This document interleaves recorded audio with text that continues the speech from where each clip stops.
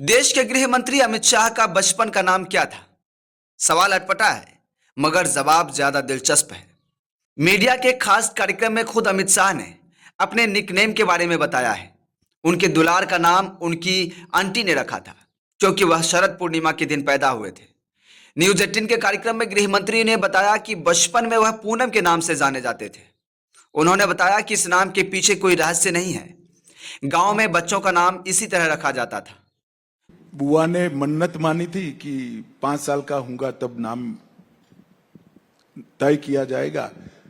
चूंकि मैं पूनम के दिन जन्मा था तो सब पूनम कहते थे। गुजराती में शरद पूर्णिमा को शरद पूनम भी कहा जाता है। अपने पर्सनल लाइफ के बारे में अमित शाह ने बताया कि जब वह 11 साल के थे तो उनका परिवार उन्हें अमेरिका भेजना चाहता था। उन्होंने कहा कि मैं कहीं नहीं जाऊंगा, मैं भारत नहीं छोड़ूंगा, यहीं लड़ूंगा और यहीं रहूंगा। छोड़ो, मैं भारत छोड़कर कहीं नहीं जाने वाला, यहीं रहूंगा, यहीं लड़ूंगा और यहीं जीऊंगा। अमित शाह बीजेपी संगठन और सरकार में काफी सख्त नेता माने जाते हैं। पीएम नरेंद्र मोदी के साथ वह लगातार 25 साल तक संगठन में रहे। वह गुजरात में भी नरेंद्र मोदी के कार्यक्रम के दौरान मंत्री रहे।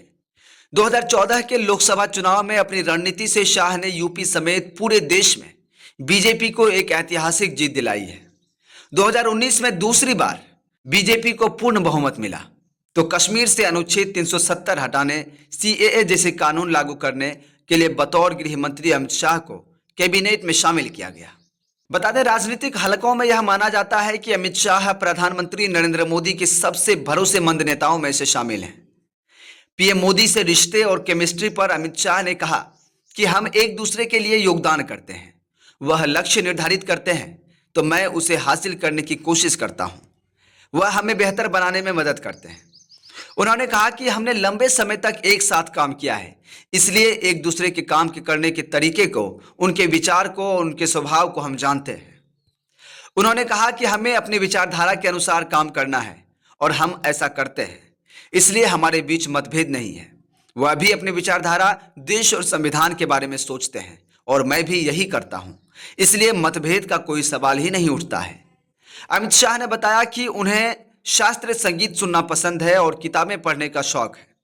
शाह ने कहा कि उनके पास 8000 किताबें हैं जिन्हें वह पढ़ नहीं पाए। अगर उन्हें फुर्सत से लम्हे मिले तो वह किताबें पढ़ना और म्यूजिक सुनना पसंद करेंगे।